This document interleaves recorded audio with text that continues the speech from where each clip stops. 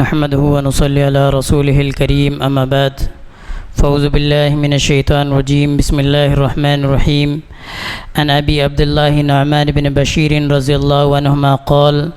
سمعت رسول الله صلى الله عليه وسلم يقول إن الحلال بين وإن الحرام بين وبينهما أمور مشتبهات لا يعلمهن كثير من الناس فمن اتقى الشبهات فقد استبرأ لدينه وعرضه ومن وقع في الشبهات وقع في الحرام كالراعي يرعى حوله الحمى يوشك أن يقع فيه ألا وإن لكل ملك حمى ألا وإن حمى الله محارمه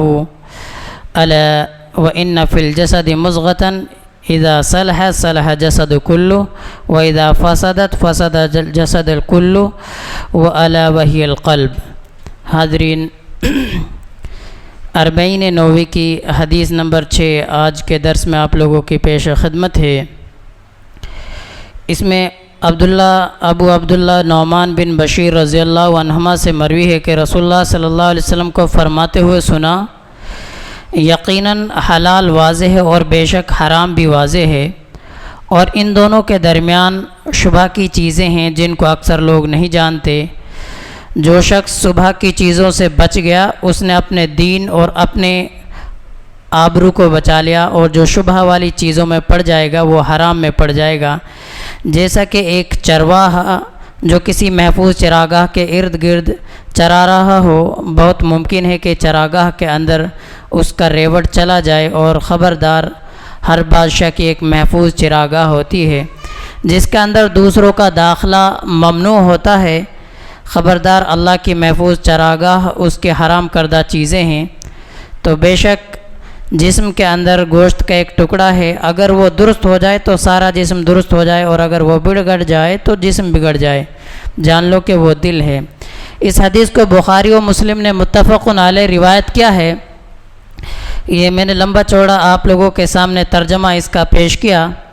اس حدیث سے جو بات معلوم ہوتی ہے وہ یہ کہ حلال اور حرام کا معاملہ بالکل واضح اور عیاں ہے،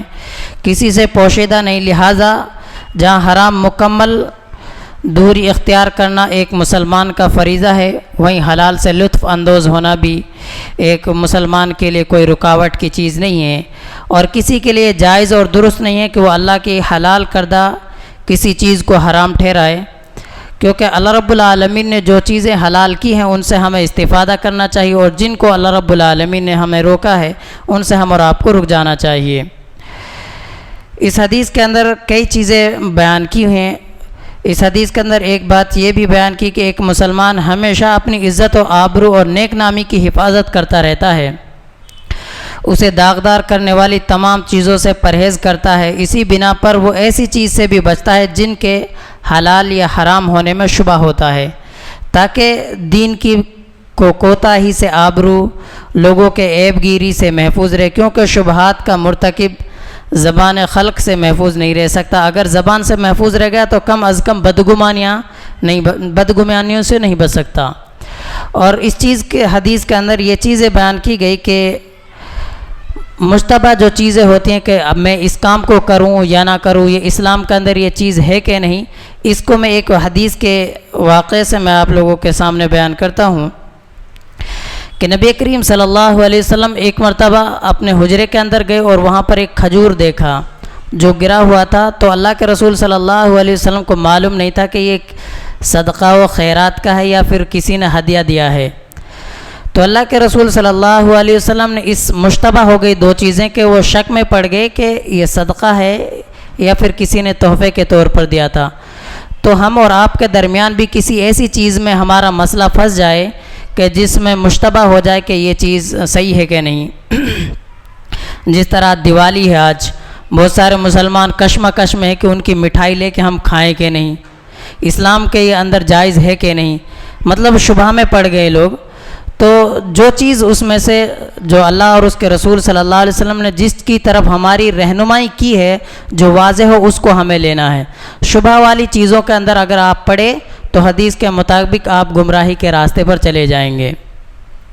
اور ایک دوسری حدیث میں آپ لوگوں کے سامنے بیان کرتا ہوں۔ عدی بن حاتم نے عرض کیا، یا رسول اللہ میں شکار کے وقت اپنے کتوں کو بسم اللہ پڑھ کے چھوڑتا ہوں، اپنے کتے کو بسم اللہ پڑھ کے شکار کے لیے چھوڑتا ہوں، لیکن جب اس شکار کو میں پکڑنے کے لیے جاتا ہوں تو وہاں دیکھتا ہوں کہ ایک دوسرا کتا بھی ہے۔ تو آپ صلی اللہ علیہ وسلم نے اس کا جواب دیا کہ آپ اس کو نہ کھائیں، کیونکہ آپ نے اپنے کتے پہ بسم اللہ پڑھا ہے، نہ کہ دوسرے کتے پہ۔ اس چیز کے درمیان مشتبہ ہو جا گئی کہ دونوں باتیں، اب یہ شکار میرے کتے نے کیا ہے یا پھر دوسرے کتے نے کیا ہے۔ تو مشتبہ چیزوں کے درمیان جو چیز واضح ہو اسی کو لینا ہے، اور جس کے اندر شک پیدا ہو جائے اس سے اپنے آپ کو بچا لینا ہے۔ اور اس حدیث کے اندر ایک آخری جو ٹکڑا بیان کیا کہ جسم کا ایک ایسا حصہ ہے، اگر وہ صحیح سلامت رہا تو پورا جسم بھی صحیح سلامت رہے گا، اور اگر وہ بگڑ گیا تو پورا جسم بھی بگڑ جائے گا۔ وہ کیا ہے؟ دل ہے۔ اگر انسان کا دل اچھائی کی طرف گامزن ہے، اللہ اور اس کے رسول صلی اللہ علیہ وسلم کی تعلیمات پر گامزن ہے، تو اس کا جسم اور اس کا جو اخلاق ہے وہ بھی درست رہے گا۔ اور اگر اس کے دل کے اندر خرابی پیدا ہو گئی، دوسرے لوگوں کو اس کے جو اعمال ہیں اس کو دکھانے کا ریاکاری پیدا ہو گئی، تو وہ تمام کے تمام اعمال ضائع و برباد ہو جائیں گے۔ تو اگر ہمارا دل صحیح تو ہمارے اعمال بھی صحیح، اور اگر ہمارا دل صحیح نہیں ہے تو ہمارے اعمال بھی ضائع و برباد۔ تو اس لیے یہ جسم کا ایک اہم حصہ ہے، اگر یہ صحیح رہا تو ہم اور آپ بھی صحیح رہیں گے، کیونکہ اگر دل ہی کے ذریعے سے بہت ساری بیماریاں پیدا ہوتی ہیں، جیسے حسد ہے، بغض ہے، کینہ ہے، یہ تمام چیزیں، ایک دوسرے سے نفرت کرنا، یہ دل کے ذریعے سے پیدا ہوتی ہیں، لیکن پھر اس کے اثرات باڈی کے اوپر بھی ظاہر ہونے لگتے ہیں۔ تو اگر ہم اور آپ چاہتے ہیں کہ ہمارا دل صحیح سلامت رہے، اللہ اور اس کے رسول صلی اللہ علیہ وسلم کو مطیع و فرما بردار رہے، تو ہمیشہ اللہ کے رسول صلی اللہ علیہ وسلم یہ دعا پڑھا کرتے تھے، یا مقلب القلوب ثبت قلبی علی دینک۔ کون سی دعا؟ یا مقلب القلوب ثبت قلبی علی دینک، اللہ رب العالمین مجھے تو میرے دل کو اپنے دین پر ثابت قدم رکھ۔ تو یہ دعا ہمیشہ ہم اور آپ کو کرنی چاہیے۔ اور تین چیزیں اس بات حدیث کے اندر آ گئی کہ انسان کو اپنی آبرو اور عزت کی حفاظت کرنی چاہیے، مشتبہ چیزوں کے درمیان